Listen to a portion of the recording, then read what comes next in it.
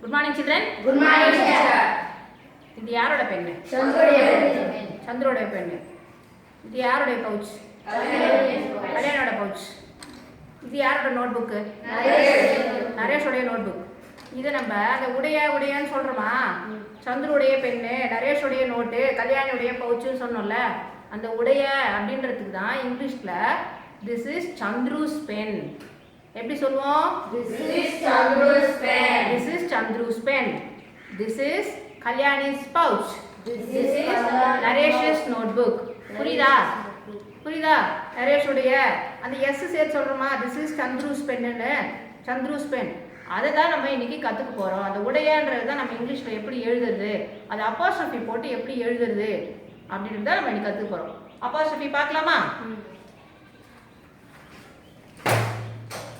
இங்கே பாருங்க, நவீன் பென் எழுதியிருக்கனா? நவீனுடைய பென். நவீனுடைய அந்த உடையன்றது தான் என்னது? அப்போஸ்ட்ரோஃபி எஸ் போட்டுருக்கோம். நவீனுடைய pen, the pen of Naveen. இதுதான் நம்ம சுருக்கமாக நவீனுடைய பென், நவீனுடைய பேனா அப்படின்றது தான். எஸ்க்கு முன்னாடி போடணும். அப்போஸ்ட்ரோஃபி எங்க போடணும்? எஸ். ப்ராப்பர் நவுன் சிங்குலர் ஒண்ணு தான் இருந்ததுன்னா அது வந்து எஸ்க்கு முன்னாடி போடணும் அப்போஸ்ட்ரோஃபி. சரியா? இங்க பாருங்க, the chair's leg, அந்த சேருடைய கால் is broken, அந்த சேரோட கால் வந்து உடைந்து போயிருக்கிறது, அதுல உட்காராத அப்படின்னு சொல்றோம். sit in the chair, the chair's leg is broken அப்படின்னு சொல்றோமா? அப்போ the chair's leg, அந்த சேருடைய கால், சேருடைய, அப்போ அப்போஸ்ட்ரோஃபி எங்க போட்டுருக்கோம்? எஸ்க்கு முன்னாடி. பிஃபோர் எஸ் சிங்குலருக்குலாம் பிஃபோர் எஸ், ப்ளூரலா இருந்தா ஆஃப்டர் எஸ். சிம்பிள் கான்செப்ட் தான். ஒருமையா இருந்தா எஸ்க்கு முன்னாடி அப்போஸ்ட்ரோஃபி போடணும், பன்மையா இருந்தா எஸ்க்கு பிறகு போடணும், எஸ்க்கு பின்னாடி போடணும். இது புரியுதா? அது சரி. அடுத்து பாருங்க, மை சன்ஸ் பைக். இது என் மகனுடைய பைக். என் மகனுடைய சொல்றேன்னா, என் மகனுடைய அந்த உடையன்றதுக்கு தான் என்னது? அப்போஸ்ட்ரோஃபி எஸ் போட்டிருக்கோம். மகன் சிங்குலர் தானே, ஒருத்தர் தானே, அப்போ எஸ்க்கு முன்னாடி போட்டிருக்கோம் apostrophe before S. Apostrophe is placed before yes. இங்க பாருங்க, the bike of my son. இந்த பைக் வந்து என் மகனுடைய பைக். இதுதான் ஷார்ட்டா இங்க நம்ம இப்படி எழுதிருக்கோம். the bike of my son ன்றது தான் my son's bike. அடுத்து இன்னொரு எக்ஸாம்பிள் பார்ப்போம். my daughter's photo. என் மகளுடைய போட்டோ. என் மகளுடைய டாட்டர்னா யாரு? என் மகளுடைய மகள். டாட்டர்னா மகள் தானே, மகளுடைய போட்டோ. சோ அப்போஸ்ட்ரோஃபி எங்க போட்டுருக்கோம்? மகளுடைய. எப்போ எஸ்க்கு முன்னாடி போடுமா பின்னாடி போடுமா? முன்னாடி. பிஃபோர் எஸ், என் மகளுடைய போட்டோ. சோ சிங்குலரா இருந்தா நம்ம என்ன பண்ணணும்? அப்போஸ்ட்ரோஃபி எங்க போடணும்? எஸ்க்கு முன்னாடி, பிஃபோர் எஸ். சரியா? புரியுதா இந்த கான்செப்ட்? சரி, இன்னொரு எக்ஸாம்பிள் பாருங்க. இப்போ ஒரு பேர் இருக்கு. இது சார்ல்ஸ்னு சொல்வாங்க, சார்லஸ்னு சொல்வாங்க. என்ன சொல்வாங்க? Charles Dickens. சார்ல்ஸ் டிக்கன்ஸ்னு ஒரு ரைட்டர் இருக்காரு. டேவிட் காப்பர்ஃபீல்டு, ஆலிவர் ட்விஸ்ட், நிறைய புக்ஸ் எழுதியிருக்காரு அவர், ரைட்டர் அவர். சரியா? அது பாருங்க, சார்ல்ஸ் புக்ஸ்.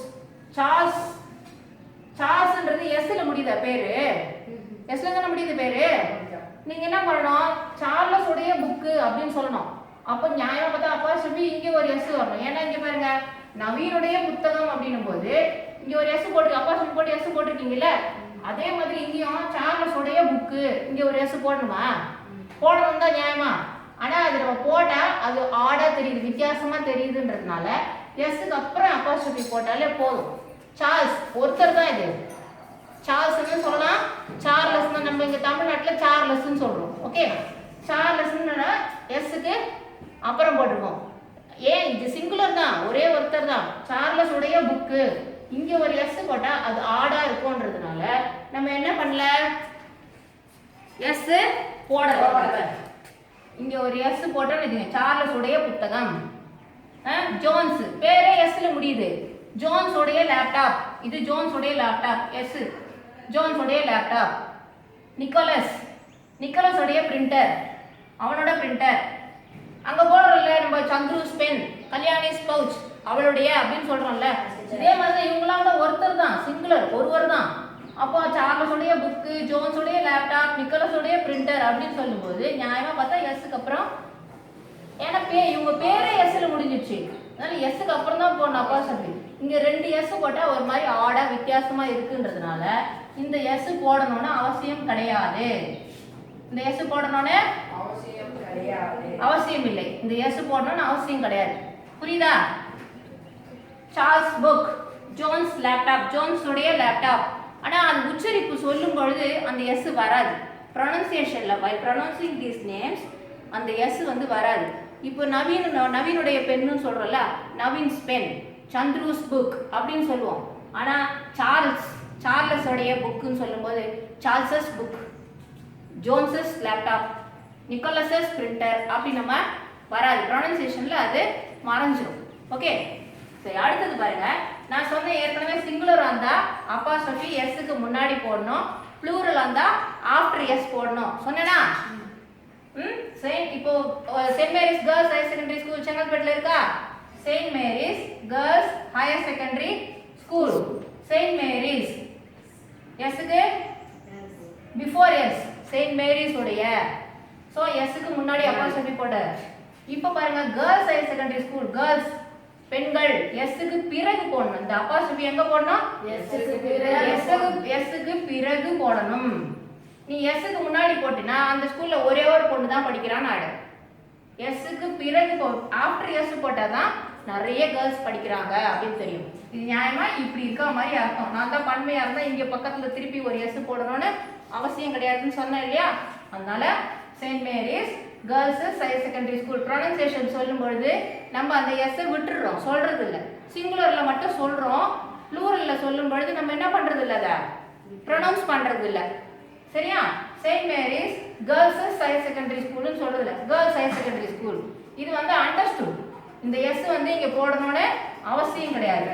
நம்ம பன்மைக்கு என்ன பண்ணணும்? ஒருமையா இருந்தா எஸ்க்கு முன்னாடி போடணும், பன்மையா இருந்தா எஸ்க்கு பின்னாடி போடணும்.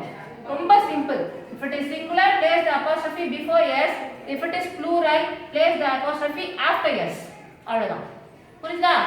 இங்க பாருங்க அடுத்தது. அதே மாதிரி ரெண்டு பேர் ஒரு நாயோ இல்ல பூனையோ ஏதோ ஒரு பெட் அனிமல் வீட்ல வச்சிருக்காங்கன்னு வச்சுக்கோங்களேன்.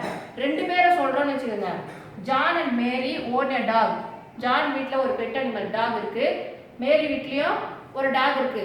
அந்த ரெண்டு டாக் அதை பத்தி நம்ம சொல்றோம் அப்படின்னா ஜான் அண்ட் மேரிஸ் டாக், ஜானும் மேரியுடைய டாகும் அப்படின்னு சொல்றோம்.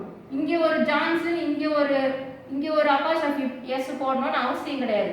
ஏன்னா இது வந்து noun phrase. John noun, Mary noun தானே. ஃப்ரேஸ்னா ஒன்றும் கிடையாது, nothing but group of words. ஃப்ரேஸ்னா என்னது? Group of words. So John and Mary's dog ரெண்டாவது பெயருக்கு முன்னாடி மட்டும் அப்போஸ்ட்ரோஃபி போட்டா போதும். இங்க ஒரு அப்போஸ்ட்ரோஃபி இங்க ஒரு அப்போஸ்ட்ரோஃபி போடணும்னு அவசியம் இல்லை. ரெண்டு பேரையும் ஒரு டாக் பத்தி நம்ம சொல்ல போறோம் அப்படின்னா, ஒன்னு பத்தி சொல்ல போறோம்னா நம்ம என்ன ரெண்டாவது வர பேருக்கு மட்டும் அப்போஸ்ட்ரோஃபி எஸ் போட்டா போதும். அதே மாதிரி எதையாவது இப்போ இங்க பாருங்க, டேட் பாருங்க, இன்னைக்கு டேட்டு 7/7/2017. 2017 போட்டிருக்கோமா? இங்க 2017 போட்டிருக்கோம். என்ன விட்டுட்டோம்? 20 விட்டுட்டோம் இல்லையா? 20 விட்டுட்டோம். அதனால என்ன போட்டிருக்கோம்? அப்போஸ்ட்ரோஃபி போட்டிருக்கோம். நியாயமா நீங்க டெய்லி போடும்போது அப்போஸ்ட்ரோஃபி போடணும். நோட்ல டேட் போடும்போது, கிளாஸ் ஒர்க்ல டேட் போடும்போது டேட் போடுறீங்க, அப்போஸ்ட்ரோஃபி போடுறீங்க, டேட் போடுறீங்க, அப்போஸ்ட்ரோஃபி போடுறது. சோ நம்ம எதையாவது விட்டுட்டோம்னா என்ன போடணும்? அப்போஸ்ட்ரோஃபி போடணும். அதே மாதிரி அடுத்தது பாருங்க, இங்க இந்த எக்ஸாம்பிள் பாருங்க. I am going to temple. am என்ன ஸ்பெல்லிங்? am am. இங்க ஏ போட்டுருக்கோமா? ஏ விட்டுட்டோம். சோ என்ன போட்டுருக்கோம்? அப்போஸ்ட்ரோஃபி போட்டுருக்கோம். இங்க பாருங்க next சென்டென்ஸ்ல they are going to computer class. they are going to computer class. r என்ன ஸ்பெல்லிங்? ஏ போட்டுருக்கோமா? உள்ள என்ன பண்ணிருக்கோம்? அப்போஸ்ட்ரோஃபி போட்டுருக்கோம். அதே மாதிரி they don't sell laptops. அவர்கள் லேப்டாப்ஸ் விற்கவில்லை. don't do not தான். they do not sell laptops. do not தான் நம்ம கான்ட்ராக்டட் ஃபார்ம் சுருக்கமா என்ன எழுதிருக்கோம்? don't னு எழுதிருக்கோம். இங்க not என்ன ஸ்பெல்லிங்? not. இங்க o போட்டுருக்குமா? போடல. அதனால என்ன போட்டுருக்கீங்க? அப்போஸ்ட்ரோஃபி. they don't sell laptops. இதே வந்து அந்த have not, has not, should not, would not dog question படிக்கும் பொழுது நம்ம சொன்னோம் இல்லையா? அப்போஸ்ட்ரோஃபி அந்த கான்ட்ராக்டட் ஃபார்ம் எழுதும்போது நம்ம என்ன பண்ணணும்? அப்போஸ்ட்ரோஃபி எதையாவது விட்டுட்டோம்னா have not, hasn't, has N apostrophe T அந்த மாதிரி நம்ம போடணும். அந்த கான்ட்ராக்டட் ஃபார்ம் எல்லாத்துக்குமே நம்ம apostrophe போடணும். அதே மாதிரி சில வந்து ப்ளூரல் நவுன்ஸ் பாத்தீங்கன்னா சில வித்தியாசமா இருக்கும். சைல்டுக்கு ப்ளூரல் என்ன? children. womanக்கு ப்ளூரல் women. இத வந்து ஒரு லேடி ஒரு பெண் சொல்லும்போது women சொல்லணும். பெண்கள் சொல்லும்போது women சொல்லணும். என்ன சொல்லணும்? woman women. அந்த அந்த pronunciation நீங்க கத்துக்கணும் அப்படியே. man men. manனா ஒரே ஒரு ஆண், menனா ஆண்கள். புரியுதா? இங்க பாருங்க child's toy அந்த குழந்தையுடைய பொம்மை. குழந்தையுடைய பொம்மை. அப்போ before s போட்டுருக்கோம். குழந்தைகளுடைய பொம்மைகள், குழந்தைகளுடைய சைல்டோட ப்ளூரல் வந்து children தான். அதனால நம்ம என்ன போட்டுருக்கோம்? s போட்டாலும் நம்ம இங்க before s தான் போடணும். apostrophe before s தான் போடணும். Right? Yes, teacher. Is it clear, children? Yes, teacher. இங்க பாருங்க woman's bag. அந்த பெண்ணுடைய பை பேக்னு சொல்றோம். இங்க பாருங்க ப்ளூரல்ல womanக்கு ப்ளூரல் வந்து women. விமனே ப்ளூரல் தான். அதனால என்ன பண்ணணும்? விமன்ஸ்னு சொல்லக்கூடாது, விமன் தான். விமன் பெண்களுடைய பைகள் அப்படின்னு சொல்லும்போது நம்ம அப்போஸ்ட்ரோஃபி எஸ்க்கு முன்னாடி போடணும். புரியுதா? அதே தான் பாருங்க இப்ப மேன்ஸ் டி-ஷர்ட்ஸ் அந்த ஆணுடைய டி-ஷர்ட்ஸ் சொல்றோம். இங்க பாருங்க மேனோட ப்ளூரல் என்ன? men. மேனோட ப்ளூரல் என்ன? men. இங்க வந்து எஸ்க்கு முன்னாடி men's t-shirts ஆண்களுடைய t-shirts அப்படினு சொல்லும்போது s-க்கு முன்னாடி போடணும். சரியா? இங்க பாருங்க possessive pronoun. இந்த வகுப்பறை நம்மளுடையது. This classroom is ours. இதுக்கெல்லாம் நம்ம apostrophe போடக்கூடாது.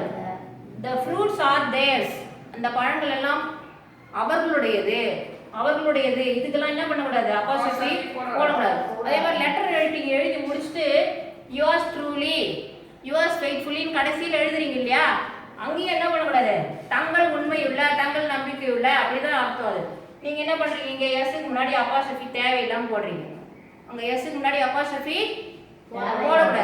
அதே மாதிரி நான் இங்க சொன்னேன் இல்லையா, ஏதாவது வேர்ட்ஸ் நம்ம விட்டுட்டோம்னா அப்போஸ்ட்ரோஃபி போட்டுக்கணும் அப்படின்னு சொன்னேன்ல. நீங்க ஏதாவது ஒரு பெரிய வேர்டு, ஏதாவது கம்யூனிசம், ஏதாவது ஒரு பெரிய வேர்டு எழுதுறீங்கன்னு வச்சுக்கோங்க.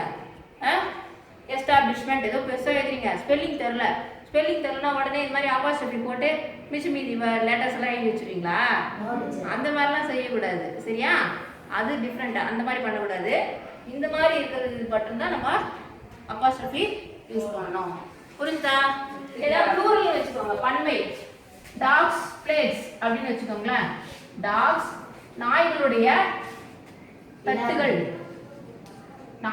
தட்டுகள்னு வச்சுக்கோங்க. நாய்களுடைய அப்ப என்ன பண்ணணும்? அப்போஸ்ட்ரோஃபி எஸ்க்கு முன்னாடி போடணுமா எஸ்க்கு பின்னாடி போடணுமா? எஸ்க்கு பின்னாடி. Very good. ஆஃப்டர் எஸ் போடணும். நாய்களுடைய தட்டுகள். இந்த எஸ்க்கு அப்புறம் திருப்பி ஒரு எஸ் போடணும்னு அவசியம் கிடையாது. சரியா? Is it clear, children? இதுல எக்ஸர்சைஸ் கொடுத்தேன்னா நான் சென்டென்சஸ் போர்டில் எழுதுறேன். நீங்க வந்து அது அப்போஸ்ட்ரோஃபி பிஃபோர் எஸ்ஸா ஆஃப்டர் எஸ்ஸான்னு மட்டும் நீங்க போட்டா போதும். Is it okay, children? Yes, teacher. Thank you, children. Thank you, teacher.